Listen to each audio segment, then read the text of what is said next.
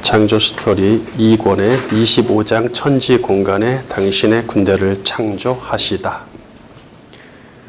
첫 번째 챕터 모든 창조물은 하나님의 군대 차바. 창세기 1장은 하나님이 6기간 동안 천지를 창조하신 이야기입니다. 이제 교재 창조스토리 2권에서 다루게 될 창세기 2장은 창조하신 것 중에 특별히 주인공인 사람의 창조 기록을 따로 떼어서 자세히 설명하고 있습니다. 본문 창세기 2장 1절에서 하나님이 완성하신 창조가 무엇인지를 한 문장에 담고 있어요. 본문 1절 천지와 만물이 다 이루어지니라. 위 구절에서 특이한 점은 천지와 만물을 구별한다는 것입니다. 천지는 원어로 샤마임과 에레치겠죠. 창세기 1장 1절에 대초 하나님이 샤마임과 에레치를 창조하시니라 했을 때 그때 창조하셨던 우주와 지구의 공간입니다. 만물은 그 공간을 채우는 구성물이겠죠. 천지와 만물이 다 이루어졌다. 천지는 공간이고 만물은 그 공간을 채우는 구성물입니다. 즉 공간과 구성물을 다 완성하셨다는 뜻입니다. 그러니까 이렇게 창세기 1장을 제목설로 얘기하면 창세기 2장 1절도 못 풀어내요. 천지와 만물을 왜 나눠서 얘기하셨지? 이렇게 되는 거죠. 그러니까 공간과 그 공간의 구성물들을 명확하게 창세기 1장 1절에서 해석이 돼서 공부를 했어야 창세기 2장 1절도 제대로 알고 시작할 수 있으며 그래야 사람의 창조의 고귀함을 더욱더 깊이 깨달을 수 있는 것이죠. 창조 공간에 만들어진 구성물을 개역개정은 만물이라고 번역하는데 이는 모든 사물의 줄임말이에요. 모든 사물의 줄임말이겠죠. 만물. 여기서 사물이란 말로 사용된 히브리어가 예사롭지 않은데 그것은 히브리어로 차바입니다. 그러니까 모든, 찰만, 만을 만자라는 의미를 가진 콜이란 단어에다가 차바라는 단어가 붙었어요. 모든 사물.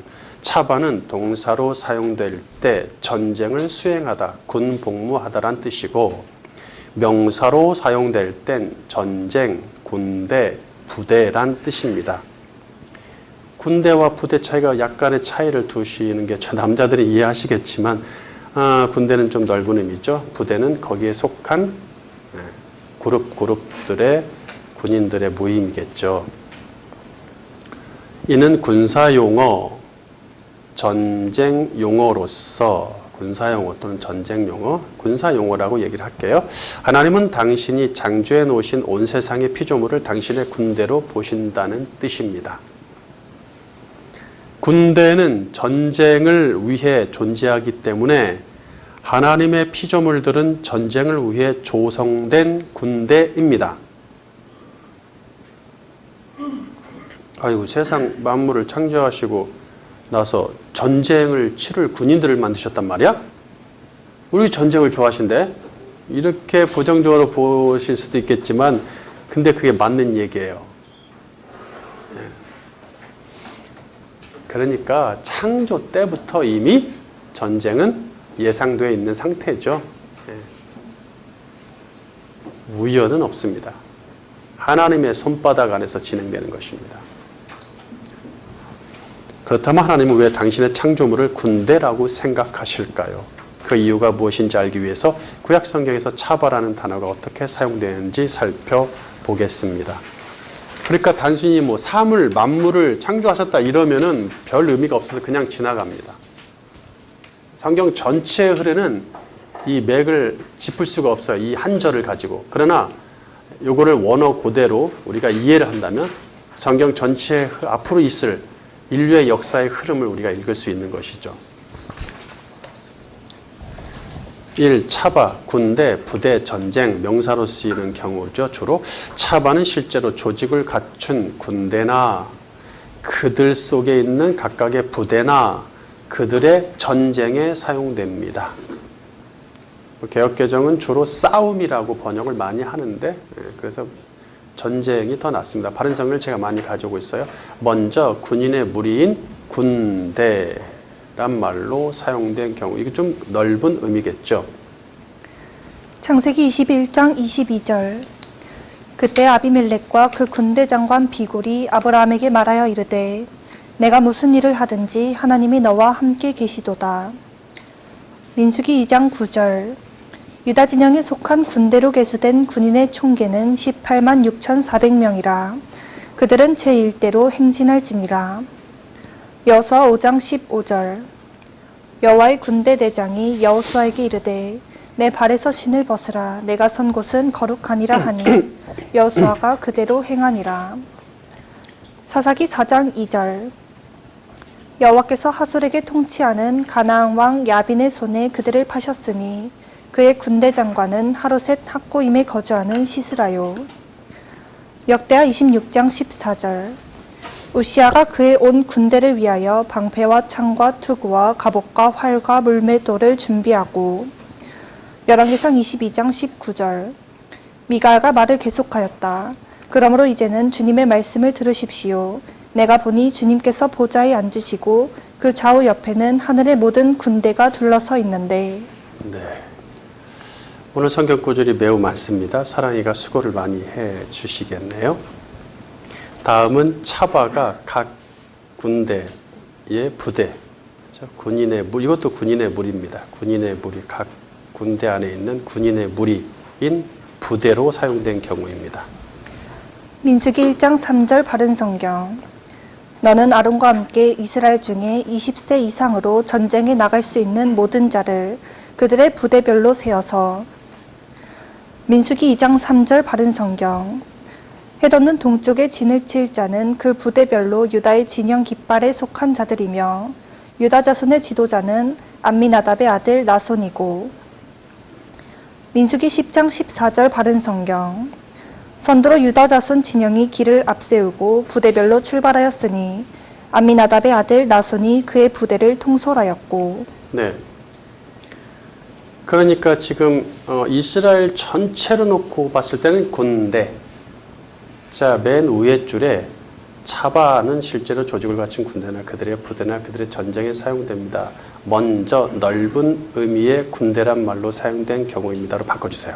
먼저 넓은 의미의 군대란 말로 사용된 경우입니다. 군대의 무리가 아니라 넓은 의미의 군대란 말로 사용된 경우입니다. 그러니까 이스라엘 전체를 놓고 군대 이러듯이, 그렇죠? 그런데 그 이스라엘 전체가 군대인데 그러면은 그 안에 다시 나눠지죠. 지파별로. 그게 각 부대들이에요. 그래서 다음은 차바가 군대의 각, 이렇게 하지 말고 각 군대의 무리인 부대로 사용된 경우로 바꿔주세요. 다음은 차바가 각 군대의 무리인 부대로 사용된 경우입니다. 이렇게 부대로 바른 성경이 잘 번역을 했어요. 개역개정은 근데 위에 구절들에서 차바를 부대가 아닌 진영이라고 번역하여 혼란이 좀 생깁니다. 왜냐하면 본래 진영을 뜻하는 아주 중요한 단어가 있는데 그게 마하나임이라는 단어 아시죠? 그것도 거기서 나온 거예요. 마하네. 그러니까 민수기 2장 3절의 경우는 차바와 마하네가 같이 쓰였지, 한 문장에. 그러면 이게 진과 진영이라고 똑같은 말을 해야 되는 상황이 벌어지는 거예요. 개역개정은 이거 부대를 진영의 의미로 다 번역을 해놨기 때문에 구별이 안 생겨버리는 그런 오류가 발생하죠. 예, 그렇습니다. 그 다음에 세 번째, 차바가 전쟁이란 말로 사용된 경우입니다. 민수기 1장 26절 바른 성경. 유다 자손에게서 난 자들 가운데 그들의 가족과 가문에 따라 전쟁에 나갈 수 있는 20세 이상의 모든 남자를 머릿수대로 세니. 역대상 12장 23절 바른 성경. 헤브론에 있는 다윗에게 와서 여호와의 말씀대로 사울의 나라를 그에게 돌리려고 전쟁을 준비한 군대의 수는 다음과 같았다. 유대 자손 중에서 방패와 창을 들고 전쟁을 준비한 사람이 6,800명이었으며 민수기 31장 6절 바른 성경. 모세가 각 지파마다 1,000명씩 전쟁에 내보냈으며 제사장 엘르아살의 아들 비느하스에게 성소의 기구들과 신호용 나팔을 손에 들려 그들과 함께 전쟁에 내보냈다. 네. 자, 그런데 개역개정 위에 민수기 31장 6절의 경우에 앞에 차바, 지금 차바가 2번 나왔어요. 차바가 2번 나왔죠? 민수기 3장 16절 보세요. 모세가 각 지파마다 1,000명씩 전쟁에 내보냈으며 차바 나왔죠? 그 다음에 끝에 그들과 함께 전쟁에 내보냈다. 차바 나왔죠. 근데 개역개정은 앞에 차바는 싸움으로 번역하고 뒤에 차바는 전쟁으로 번역하는데 싸움과 전쟁을 이렇게 큰 의미도 없이 다르게 번역할 이유는 없죠. 예. 민수기 31장 6절 바른 개역개정이 이렇습니다. 모세가 각 지파에 1,000명씩 싸움에 보내되 이게 차바죠. 제사장 엘르아살의 아들 비느하스에게 성수의 기구와 신호 나팔을 들려서 그들과 함께 전쟁에 보내며 이건 또 차바죠. 통일하는 게 좋겠죠. 자, 이게 아무것도 아닌 것이라 생각하지만 그렇지 않습니다. 이렇게 아무렇게나 이렇게 의역하고 막 하면 되지 않습니다. 가능하면 잘 통일하고 반드시 한 단어가 매우 다른 뜻으로도 쓰이죠. 반대 뜻으로 쓰이고 막 이러기 때문에 그런 경우가 있어서 비록 한 구절에 단어가 똑같은 단어가 2번 나오더라도 이상 나오더라도 그 2가지를 항상 100% 똑같이 통일해야 된다는 보장은 없습니다. 그렇게 할 수는 없어요. 다를 수도 있습니다. 그러나 다를 때는 다른 이유가 있고 명백하게 달라야 되는 것이죠. 근데 이런 경우는 다를 필요가 전혀 없는 경우인데 다르게 번역한 경우죠. 2번째 차바는 하늘의 천체도 하나님의 군대라는 얘기죠. 차바는 하늘의 1월 성신인 천체에도 사용이 됩니다. 느헤미야 9장 6절. 오직 주는 여호와시라. 하늘과 하늘들의 하늘과 1월 성신과 땅 위의 만물과 바다와 그 가운데 모든 것을 지으시고 다 보존하시오니 모든 천군이 주께 경배하나이다. 여기서 천군은 하늘의 군대를 줄인 말이겠죠. 1월 성신과 천군은 똑같이 원어로 차바죠. 여기도 차바가 2번 나온 거예요. 한 문장에. 그런데 개역개정은 서로 다른 말로 번역이 돼 있어요. 앞에는 1월 성신이고 뒤에는 천군이고. 1월 성신이 주께 경배합니다 하니까 좀 이상할 것 같아서 천군이라고 이렇게 번역을 했고 또 천군으로 통일하면 하늘의 하늘과 하늘들의 하늘과 천군과 땅과 땅 위 이게 지금 만물 얘기하고 있는데 뭐 공간 얘기하는데 갑자기 천군이 여기서 나올 수도 없고 그러니까 앞뒤가 다르게 번역이 되어 있는 것 같아요. 앞과 뒤에 차바를 똑같은 말로 통일해서 번역한 성경도 있지요. 바른 성경은 천체로 새 번역은 별로 통일을 했어요. 새 번역은 이런 거 주의해야 돼요. 꽤 많습니다. 차바를 별로 좀 고집스럽게 번역을 하려는 성향이 좀 있어요. 그러니까 이런 건 좀 조심해야 돼요. 느헤미야 9장 6절 바른 성경.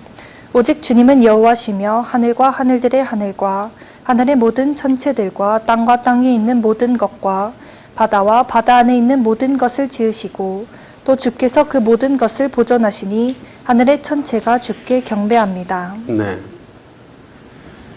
그러니까 천체라고 해도 상관이 없죠. 하늘의 천체가 살아있는 생물이 아닌데 어떻게 경배하냐? 경배하죠. 상관이 없죠. 전혀. 우리는 그렇게 시적인 표현을 하기 때문에 꽃들도 식물도 동물도 하나님을 찬양합니다. 그들이 왈왈왈 짖으면서 찬양한다는 게 아니라 그 찬양이 뭐예요? 하나님의 창조 섭리대로 그대로 순종하고 있는 그 동물, 그 식물이 하나님을 찬양하고 있는 거예요, 지금. 그것이 송축입니다. 그분 앞에 굴복하고 있으니까.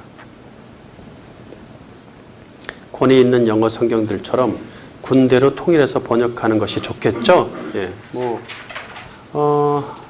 각 주에 보면은 ESV, KJV, WBT, GEB는 제네바 성경, 중세시대 제네바,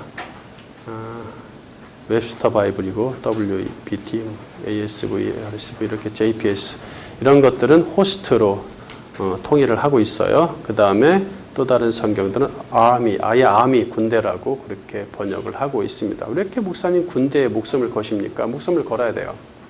그러니까 보세요. 이런 것들을 그냥 일월성신, 뭐 별들 이렇게 번역을 하면 어떤 현상이 벌어져요? 그냥 다 자연으로 돌리는 거예요. 그냥 이런 중요한 구절들 다 자연에 대한 이야기로 돌려버리는 것이죠. 군대라고 했을 때는 얘기가 달라지거든요. 그러면 하나님의 창조의 섭리와 맞아떨어지는 것이죠. 느헤미야 9장 6절 흠정령 주 곧 주는 홀로 주시니 주께서 하늘과 하늘들의 하늘과 그것들의 모든 군대와 땅과 그 안의 모든 것과 바다들과 그 안의 모든 것을 지으시고 그것들을 다 보존하시오매 하늘의 군대가 주께 경배하나이다. 네, 좋죠. 네, 군대 하니까 좋습니다. 창세기 2장 1절과도 잘 맞아떨어지고 앞으로 창세기 3장, 4장, 5장하고도 잘 맞아떨어지는 것이죠. 군대의 의미. 참고로 현대인의 성경처럼 뒤에 차발을 천사로 번역을 또 합니다. 야, 이거는 정말 큰 오류죠. 너무 멀리 간 경우가 있으니 주의해야 됩니다. 느헤미야 9장 6절 현대인 성경 주는 유일하신 여호와시며 하늘과 별 그리고 땅과 바다와 그 가운데 있는 모든 것을 지으시고 생명을 주심으로 수많은 하늘의 천사들이 주께 경배를 드립니다. 하나님은 사람뿐 아니라 하늘의 천체들마저도 당신의 일을 수행하는 군대로 생각하십니다. 하나님이 천지 창조를 하셨다, 천지 만물을 창조하셨다라고 했을 때 그 특별히 쓰는 그 군대란 단어를 통해서 이 땅에 창조함을 받은 모든 구성물들은 하나의 군대로 보는 그러한 메시지가 들어있단 말이에요. 그러한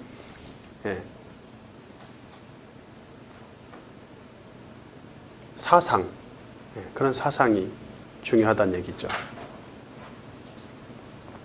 특별히 차반은 하나님이 친히 창조하신 모든 창조 세계의 창조물을 표현하는 특별한 단어입니다.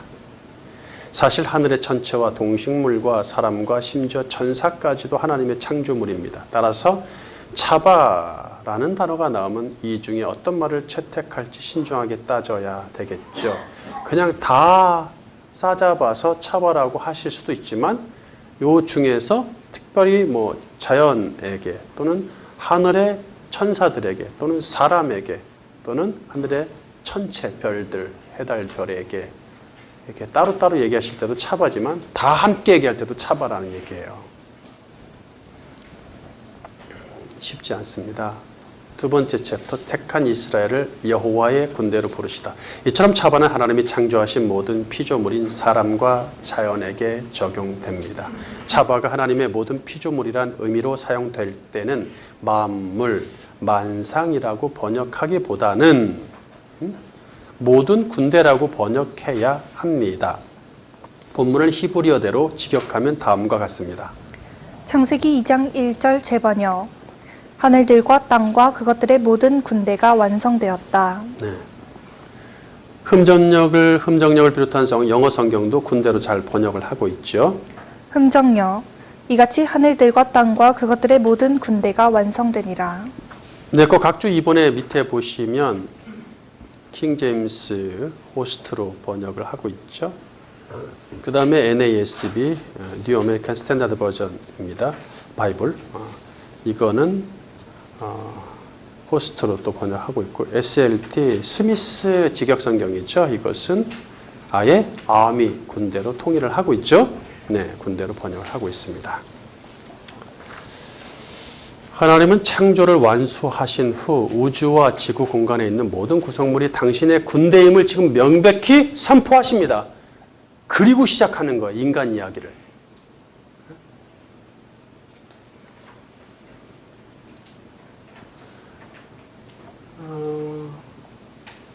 성경에서 차바를 사용할 때 눈여겨봐야 할 대목이 있습니다. 아브라함을 통해 당신의 택한 백성과 나라를 만드시는데 그렇게 만들어진 민족이 이스라엘이죠. 이스라엘이며 이들이 여호와의 군대가 된다는 얘기예요. 네? 그런데 이스라엘이란 말 뜻과도 다 연결이 됩니다, 사실. 그러면 뭐 더 깊어지기 때문에 더 많은 장을 할애해야 돼서 제가 그 얘기는 뺐지만 이스라엘이라는 이름 자체도 군대와 연관이 있어요. 왜? 이스라엘이 엘이 하나님이죠. 이스라가 무슨 말이라 그랬어요? 네? 다스림을 받다, 통치를 받다 또는 힘을 얻어내는 거. 그러니까 하나님으로부터 힘을 얻어냈다. 능력을 받아야 된다. 이런 뜻도 있고, 그러니까 두 가지 번역이 있다고 그랬어요. 뭐다라고 100% 말은 할 수 없지만 기억이 나십니까? 또 하나님의 다스림이 있다. 그러니까 하나님의 다스림이 하나님이 통솔하신다는 얘기죠. 그게 이스라엘이라는 뜻이에요. 그러니까 군대가 들어가 있죠. 여기 군대의 군사 용어죠. 이스라엘도. 또 하나님부터 힘을 받아야지 여호와의 전쟁에서 이길 수 있죠. 하나님을 의지해야 된다는 얘기예요. 그렇게 번역을 해도 여전히 군사 용어가 됩니다. 이스라엘은. 네. 출애굽기 6장 26절. 이스라엘 자손을 그들의 군대대로 애굽 땅에서 인도하라 하신 여호와의 명령을 받은 자는 이 아론과 모세요. 출애굽기 12장 17절. 너희는 무교절을 지키라. 이날에 내가 너희 군대를 애굽 땅에서 인도하여 내었음이니라. 그러므로 너희가 영원한 규례로 삼아 대대로 이날을 지킬지니라. 이스라엘 자손이 애굽에 거주한 지 430년이라. 430년이 끝나는 그날에 여호와의 군대가 다 애굽 땅에서 나왔은즉. 출애굽기 12장 51절 바른 성경. 바로 그날 여호와께서 이스라엘 자손을 그들의 군대대로 이집트 땅에서 인도하여 내셨다. 네. 자, 사실 이러한 것이 우리는 그냥 아무 생각 없이 뭐 그런가 보다 또는 뭐 그렇게 했지만 사실 이스라엘은 애굽에서 노예 신분으로 살았죠, 오랫동안. 예, 노예 신분으로 살았어요, 오랫동안. 그러니까 이게 참 중요해요. 우리가 한국 사람들이 선교를 가잖아요. 가난한 나라에 선교를 가고 어려운 나라에 선교를 가면 문제가 있어요. 그들이 오랫동안 그러한 삶을 살았기 때문에 거기서 확 좋아지지 않는다는 얘기예요, 삶이. 예? 그러니까 어떻게 해야 돼? 그냥 돈을 줄 수밖에 없는 거예요. 그냥 밥을 줘서 먹여야 되는 거예요. 사실은 낚시를 해서 주는 게 아니라 낚시를 줘야 되겠죠. 낚시하는 법을 가르쳐라 이거죠. 근데 낚시하는 법을 처음부터 가르치면 안 돼요. 이게. 오랫동안 살아왔던 풍습과 몸에 배인 이 유전자들이 있는 것이죠. 그래서 시간이 지나서 낚시를 해가지고 저 사람들이 해서 주는데 그게 맛있고 그게 좋다. 나도 했으면 좋겠다. 이 세월이 흘러서 그런 마음이 의지가 생기고 그런 걸 가르치고 나서 그때 낚시하는 법을 가르쳐주는 것이죠. 이스라엘은 누구였어요? 노예였어요. 노예. 그러니까 애굽 사람들이 애굽 국가가 왕국이 이스라엘 민족에게 군인의 자격을 주지 않죠? 주지 않습니다. 싸움의 훈련도 제공하지 않습니다. 만약 이스라엘 민족에게 군사훈련이나 교육을 제공한다면 애굽을 반역하거나 반란을 일으킬 수 있기 때문에 애굽은 그들을 철저히 무시하면서 그냥 종으로만 부린다는 얘기예요. 너는 핏줄 깊이 종이야, 뭐 노예야, 상놈이야 이렇게. 얼마 전에 뭐죠? 옥시 부인인가? 무슨 사극을 한번 지나가다 한 번씩 보는데 그런 내용이 나오더라고요.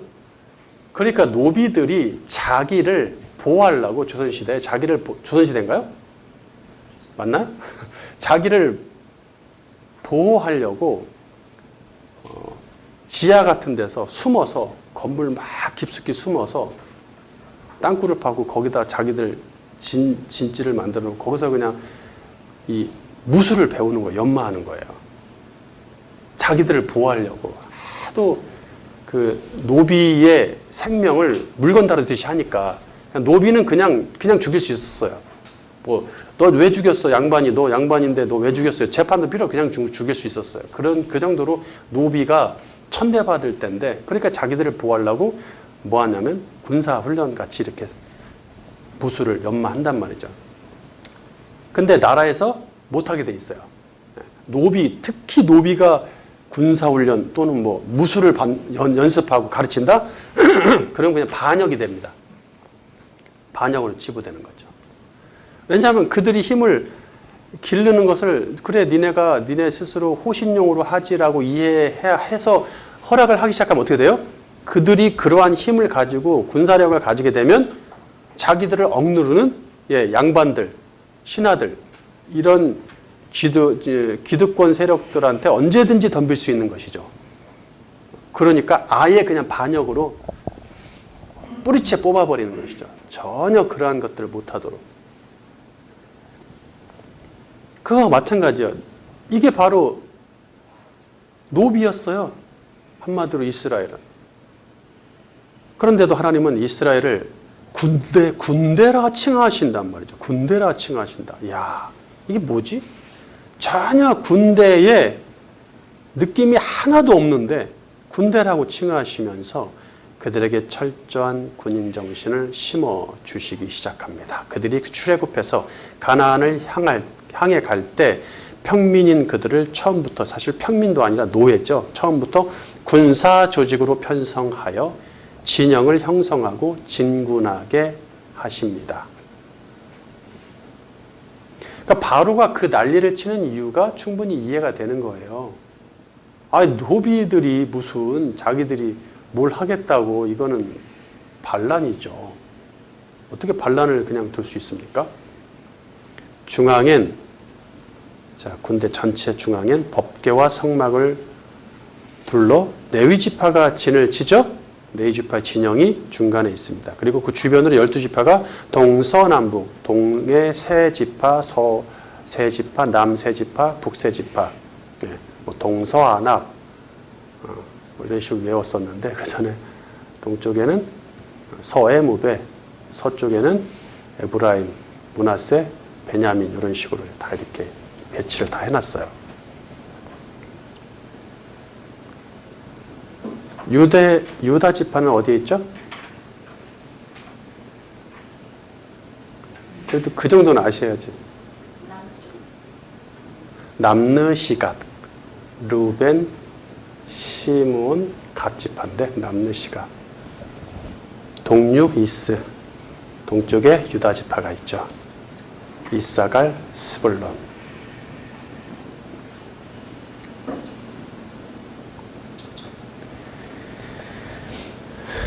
그런 거 외워도 좋습니다.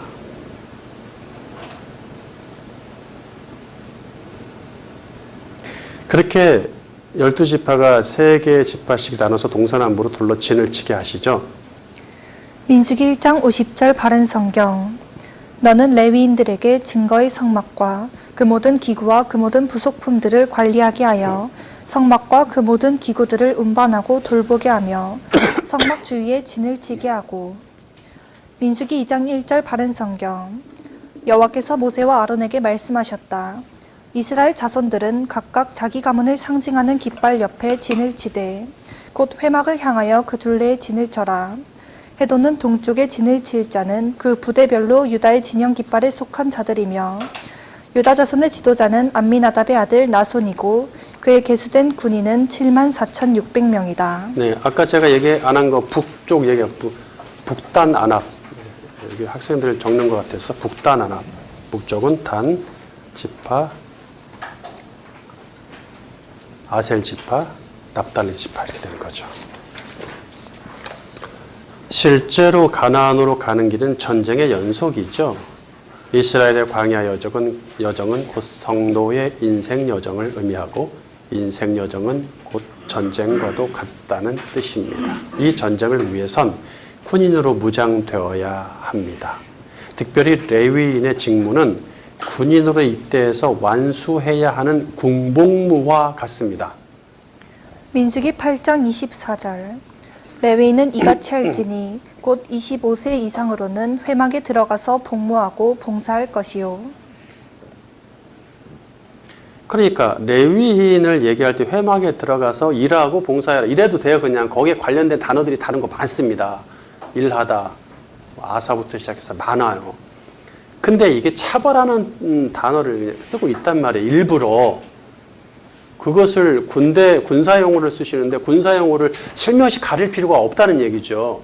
회막과 관련된 일은 죽고 사는 문제가 걸린 전쟁, 그야말로 전쟁. 이 전쟁은 회막과 관련된 군복무 이 일은 다른 지파하고 달라요. 다른 지파들 모여서 다른 민족하고 싸우는 거 전쟁이 있을 때만이지만 레위 지파는 항상 24시간 365일 전쟁이에요. 전쟁. 그들 안에서의 전쟁입니다. 그래서 죽고 사는 문제가 걸린 전쟁과 같게 성막에서 직무를 수행하는 여자들을 가리켜 차바, 여성형 차바라고 부르죠. 출애굽기 38장 8절. 그가 놋으로 물등왕을 만들고 그 받침도 놋으로 하였으니 곧 회막문에서 수종드는 여인들의 거울로 만들었더라. 자, 보세요. 수종드는 여인들, 이게 차바야, 둘 다. 그러니까 이거를 수종드는 여인들이라고 하니까 어떤 느낌이 들어요? 그냥 뭐 거기서 밥이나 해주고 설거지 하는 여인들이 있었는데 제사장들 그들의 거울을 걷어가지고 만들어 이런 느낌밖에 안 든단 말이에요. 응?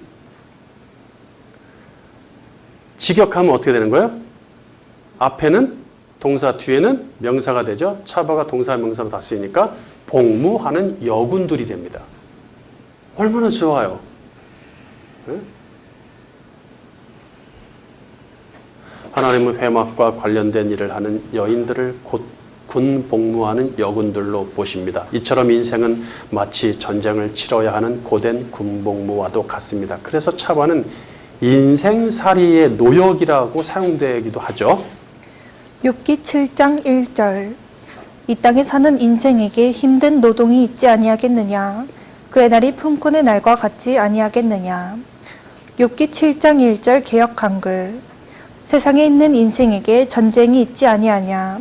그날이 품꾼의 날과 같지 아니하냐. 예, 지금 욥기 7장 1절 똑같은 구절인데 개역 한글은 전쟁이라고 차발을 했는데 마음을 바꿨는지 개역 개정에서는 힘든 노동이라고 바꿔놨어요.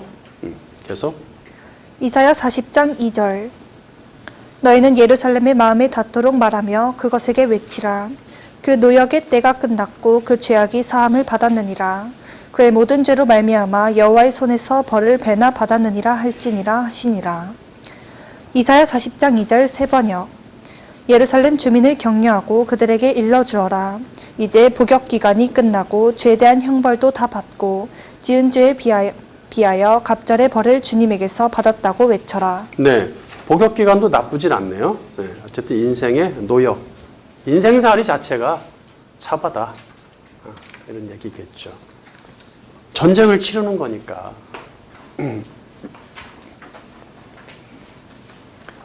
세 번째 챕터 차바의 유일한 통솔자 군대사령관 여호와. 1. 창조주께 굴복하는 여호와의 군인들. 이스라엘은 본래 군대나 전쟁을 모르는 백성이었다고 그랬죠. 그러나 광야길에서 만난 이방 민족들은 이미 군사 시스템을 갖추고 있었습니다. 그들이 가면서 계속 만나죠. 예, 광야길에서 또는 가나안 약속의 땅에 들어갔을 때도 계속해서 이방 민족하고 부딪히는데 그들은 노예지만 뭐예요? 주변에 앞으로 만날 모든 민족은 군사 시스템을 갖추고 있었단 말이에요. 예. 그러니까 하나님이 출애굽을 하자마자 그들을 군대로 조직하고 편성해서 진영을 나누시는 게 일리가 있는 것이죠. 예. 왜냐하면 구약은 물리적인 육적 전쟁, 신약은 영적 전쟁이지만 구약은 여전히 물리적인 전쟁을 통해서 주시는 메시지거든요. 그래서 그렇게 하신다는 얘기예요. 예. 그러니까 그들이 나중에는 왕을 달라고 하는 이유도 바로 군사 시스템 때문에 그래요. 왕이 있어야 군사 시스템이 작동이 되고 비로소 갖춰질 수 있는 것이죠. 왕이 없으면 안 됩니다. 하다못해 영주라도 있어야 되는데 그게 안 돼 있으니까 자기들도 달라 이거야. 하나님 하늘만 쳐다보고 있으려니까 안 되는 거야. 자기들이 싸워서 자기들이 군대를 갖춰서 자기들이 직접 해야겠다는 거야. 근데 하나님의 택한 백성들이 그렇게 전쟁합니까? 예, 이게 아주 중요한 문제예요. 이게 성경 전체 흐르는 중요한 문제고 복음과도 아주 직결되는 문제입니다. 이것이. 그들이 자기들이 힘을 갖춰서 내가 하겠습니다 하고 군사 시스템을 만들고 왕을 달라고 했을 때는 이미 그냥 하나님을 버린 거나 마찬가지입니다. 오늘날 내가 뭘 해보겠다, 주예를 하고 선교를 하고 내가 주님의 일을 크게 하겠다라고 내가 행동에 나서는 순간 그것은 하나님의 도움을 뒤로 하겠다는 거예요. 하나님의 간섭을 뒤로 하겠다는 겁니다. 당신은 나에 대한 뒤치다거리나 하시고 내가 하는 그 믿음에 던진 이것에 대해서 해결이나 해주시오. 이런 식이 되는 것이죠.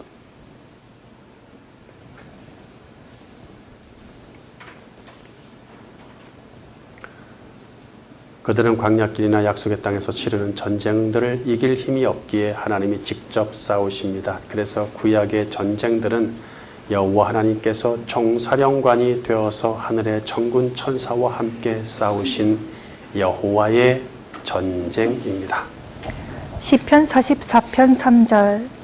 그들이 자기 칼로 땅을 얻어 차지함이 아니요 그들의 발이 그들을 구원함도 아니라 오직 주의 오른손과 주의 팔과 주의 얼굴의 빛으로 하셨으니 주께서 그들을 기뻐하신 까닭이니이다. 그러나 이제는 주께서 우리를 버려 욕을 당하게 하시고 우리 군대와 함께 나아가지 아니하시나이다. 잠언 21장 31절 바른성경. 전쟁을 대비하여 말을 준비하지만 승리는 여호와께 달려있다. 이 땅에 태어나 하나님의 택함을 받은 모든 백성은 여호와의 군대이므로 택자는 군인으로 철저히 무장하며 그분의 뜻대로 살도록 요구받습니다. 시인은 하나님이 창조하신 모든 군대가 창조주를 송축해야 함을 강조합니다. 시편 103편 19절 바른성경. 여호와께서는 하늘에 그의 보좌를 세우시고 그의 왕국은 모든 것을 다스리신다. 주님의 모든 천사들아 여호와를 송축하여라. 주님의 말씀을 행하는 힘있는 용사들아 주님의 말씀을 들어라. 여호와를 송축하여라. 주님의 모든 군대들아 주님의 뜻을 행하여 섬기는 사람들아 주께서 만드신 모든 것들아 주께서 다스리시는 모든 곳에서 여호와를 송축하여라. 네. 내 영혼아 여호와를 송축하여라. 21절에서 보면 여호와를 송축하여라 주님의 모든 군대 차바들아 주님의 뜻을 행하여 섬기는 사람들아 이렇게 나옵니다. 근데 여기 지금 바른 성경인데 개역 개정은 차바를 하늘의 군대인 천군으로 번역을 하고 있어요. 주님의 모든 천군들아. 천군은 천사로 한정될 수 있으며 이미 앞절에서 천사를 서술했죠? 앞절에서 천사를 서술했기 때문에 20절에 주님의 모든 천사들아 여호와를 송축하라 이렇게 했죠? 했기 때문에 21절에 다시 천군을 얘기할 필요가 없다는 얘기예요. 그렇게 번역하기에 무리가 있습니다. 지금 뭐 천사들한테 명령하고 천사 얘기하는 게 중점이 아니거든요. 따라서 바른 성경 흠정역 세번역을 비롯한 대부분의 영어 성경처럼 차바를 군대로 번역해야 되겠죠. 호스트, 아미. 예.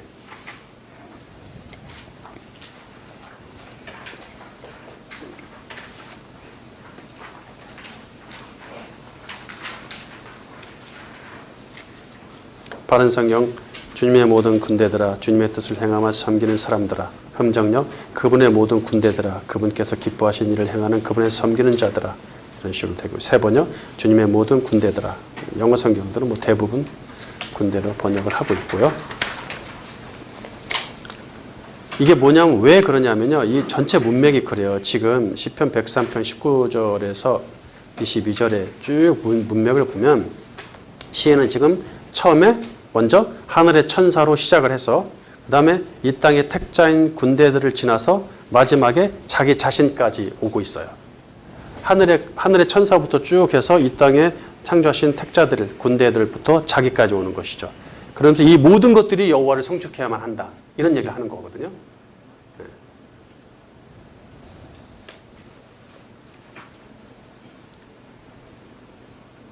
그래서 21절과 22절을 원어로 문맥에 맞게 다시 번역하면 다음과 같습니다. 시편 103편 21절 재번역. 그의 뜻을 행하면서 그를 섬기는 모든 그의 군인들은 여호와를 송축하라. 그의 모든 창조물은 그의 모든 관할지에서 여호와를 송축하라.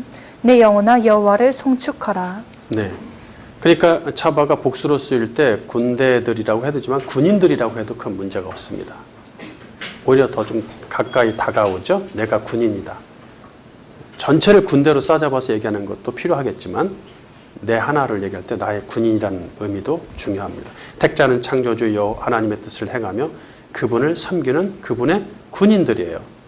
모든 군인들아, 하나님의 뜻을 행하며 섬기는 군. 이걸 천군, 천사는 하늘에 있는 어떠한 것들로 다 치부하면 안 된다는 얘기예요. 창조주의 통치가 임하지 않는 곳은 없죠. 예. 그분의 모든 관할지, 통치하시는 곳이 아닌 곳이 있습니까?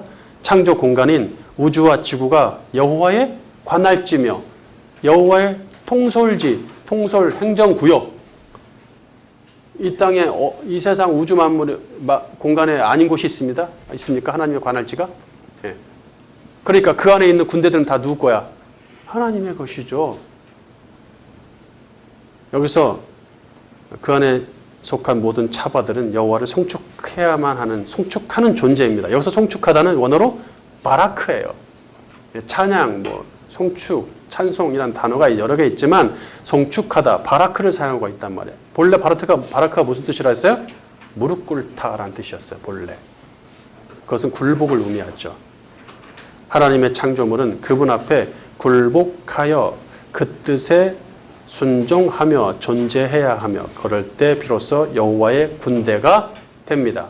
이 바라크의 이 깊은 의미에 대해서 우리가 많이 공부를 했단 말이에요. 이 창조 스토리 1권에서 아마 나올 거예요. 나왔을 겁니다. 21, 22, 23 이쪽에서 나올 거예요. 근데 그것이 옛날에 2권으로 왔었는데 1권으로 지금 다 넣어놨어요. 송축이라고 하니까 우리가 막 그냥 찬양하고 기타 치고 찬양하고 이런 식으로만 생각하는데 그것이 아닙니다. 그거는 염소도 할 수 있고 가라지도 할 수 있습니다. 지나가는 불신자도 따라할 수 있어요. 예수를 안 믿는 사람들한테 찬양해보라 하면 몇 개는 다 합니다. 몇 개는 다 해요. 어두운 밤에 캄캄한 밤에 이런 거는 옛날에 대중가요 거의 수준이었기 때문에 모든 사람들이 다 합니다. 그것이 송축입니까? 아니죠. 왜? 그들은 굴복하지 않았으니까. 그 송축은 송축이 아닙니다. 두 번째, 군대사령관 여호와의 명령을 따르라. 창조의 공간 속에 존재하는 모든 차바들은 창조주의 섭리와 뜻대로 순응하며 그분의 군대로 멋지게 존재합니다. 그런데 문제가 있어. 차바 중에 유일하게 사람만은 그분의 섭리와 뜻에 순응하지 않고 맞선다는 얘기예요. 네? 전쟁의 승리 여부는 군인의 정신에 달려 있지 않습니까?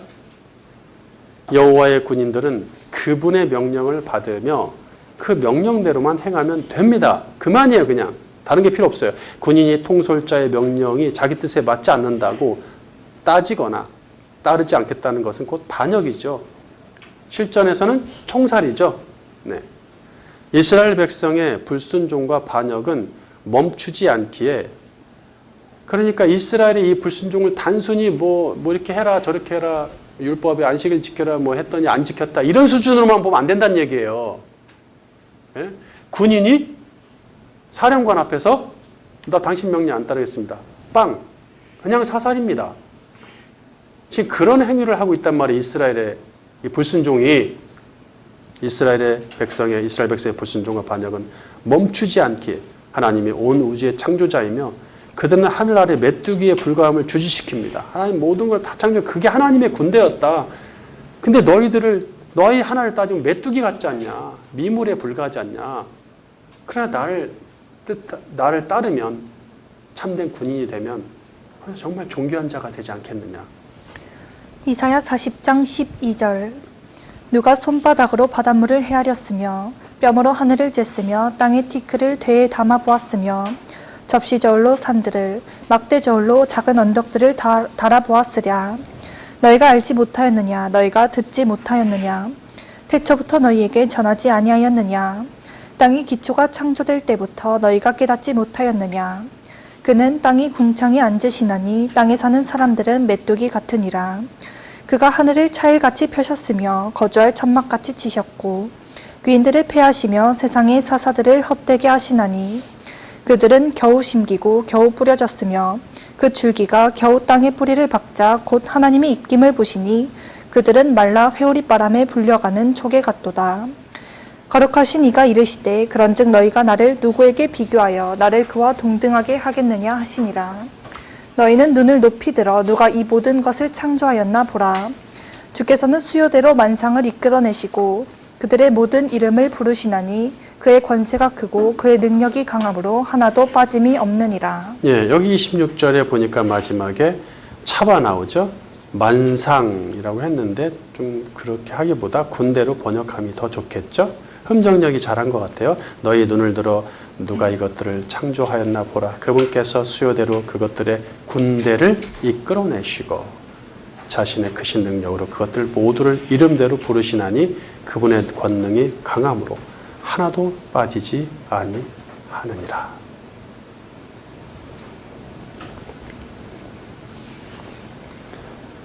이 군대라는 것으로 엮여서 하나님과 엮이는 것이 굉장히 소중한 관계입니다. 보세요. 우리가 뭐 장군들이나 그 지휘관들이 어느 전쟁에서 패배하고 나면은 뭘 가장 가슴 아파합니까? 그 지휘관이? 통솔자가 자기 부하를 잃은 거. 평생 자기 부하를 잃은 거. 자기가 전쟁을 제대로 이끌지 못해서 결국 자기 부하들이 다 죽었다. 패배는 둘째 치고라도 우리 영화를 보면 그런 거 많이 나오잖아요. 그렇듯이 하나님은 당신의 군대를 잃고 싶지 않으시단 말이죠. 그게 하나님의 마음이에요. 그런 관계성을, 군사적인 관계성을 좀 생각했으면 좋겠습니다. 이처럼 온 세상 만물이 다 창조주의 뜻과 명령에 따라 움직이니 그것들을 이끌어내고 세우고 패하는 일련의 역사가 하나님만 하시는 그분의 고유 권한입니다. 그분이 이끌어내신 군대 중 가장 애지중지하며 관심 있게 바라보시는 군대가 바로 택자들이겠죠. 따라서 이 군대의 유일한 통솔자이신 군대 사령관을 신뢰하며 그 뜻대로 따를 때 쓰러지거나 패배하지 않습니다. 이사야 40장 27절 바른 성경. 야곱아 어찌하여 내가 말하며 이스라엘아 내가 어찌하여 말하기를 나의 길은 여호와께 숨겨졌으며 내 하나님께서 나의 판결은 돌아보지 않으신다 하느냐. 너는 알지 못하였느냐. 너는 듣지 못하였느냐.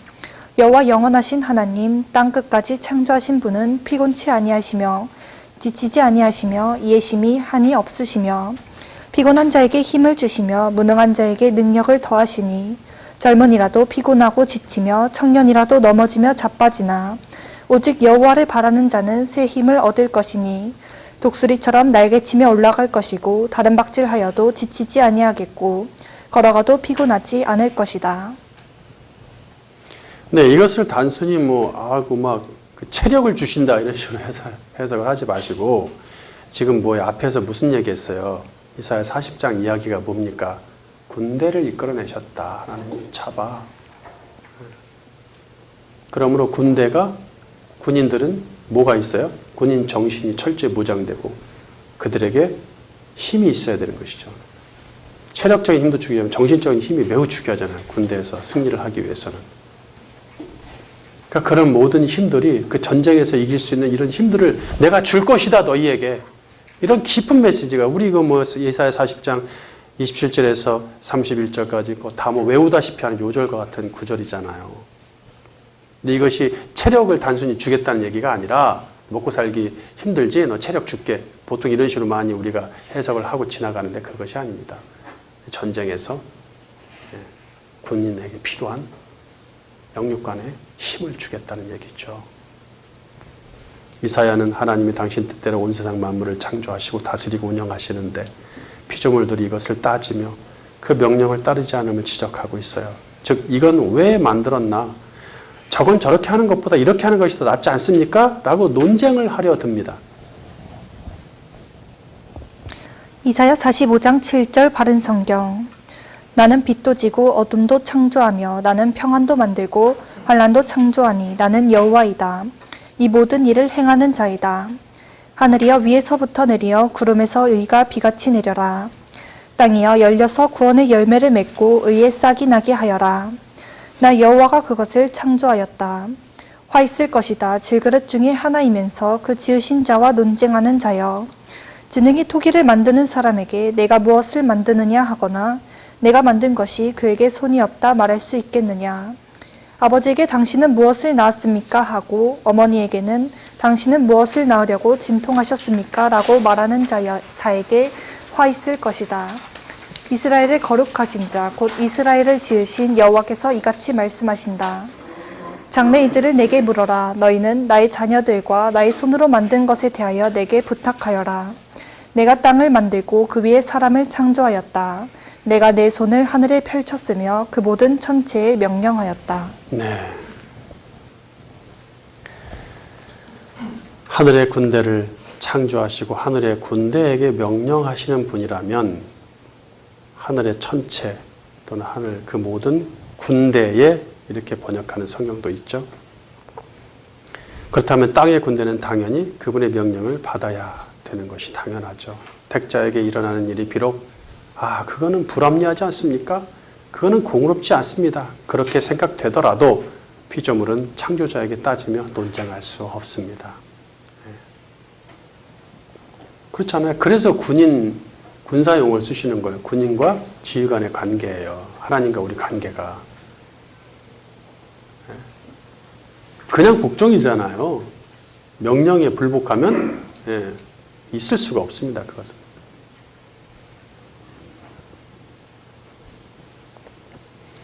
그렇다고 하나님은 막무가내로 당신의 뜻에 따르라고 하시진 않습니다. 옛 언약 시대의 한계를 아시기에 메시아를 통해 아무 대가 없이 문제의 근본을 해결하시겠다고 약속하시죠. 13절 내가 의로 그를 일으켰으며 그의 모든 길을 평탄케 할 것이니 그가 나의 성읍을 건축할 것이며 사로잡힌 나의 백성을 값도 없이 보상도 없이 놓아줄 것이다. 만군의 여호와의 말씀이다. 여기서 갑자기 3인칭 남성 단수 그가 등장하지 않습니까?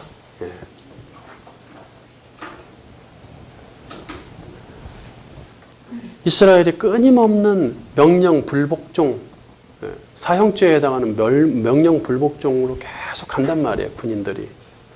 그 총사령관 여호와 입장에서는 어떻습니까? 마음이 아프죠. 그렇다고 해서 계속 다 죽인다면, 총살한다면 어떻게 되겠어요? 군인들을 다 죽일 수는 없잖아요. 자기 군인들, 부하들을. 마음이 얼마나 아프겠습니까? 여러분이 만약에 어떤 군대의 부대장이고 내가 군대를 통솔하고 전쟁에 지금 나가 있는데 그 군인들이 나를 내 뜻대로 안 하는 거야. 나는 어떠한 명령을 위로부터 하사 받았기 때문에 나도 나름대로 내가 그 명령에 따라서 행하는 것인데 군인들이 다 반대하고 안 하겠다고 명령 안 듣겠다고 하면 어떻게 됐어요? 그 마음이. 그럼 뭐 그따위 다 죽일 수도 없고. 그래서 하나님이 사령관께서 해답을 주시는 거예요. 메시아를 일으킬 테니까 이제는 율법이라는 어려운 것들을 통해서 너희가 군인으로서의 자격을 갖추는 것이 아니라 그분이 너희 안에 들어가서 직접 일하실 것이다. 이렇게 되는 것이죠. 결론. 하나님은 당신이 친히 만드신 모든 창조물을 군대라고 표현하십니다. 이것은 매우 의미심장하며 앞으로 창조 세상에서 어떤 일이 벌어질지 예측이 됩니다. 곧 성경과 이스라엘의 역사와 인류의 역사는 전쟁의 연속임을 말해주죠. 그래서 최초 당신의 백성을 택하셨을 때 군대로 편성하시고 군인 정신을 고취시켰던 것입니다. 이후 성경 전체의 군사 용어와 전쟁 용어로 가득 차 있어요. 신약 성경도 마찬가지입니다. 신약 성경은.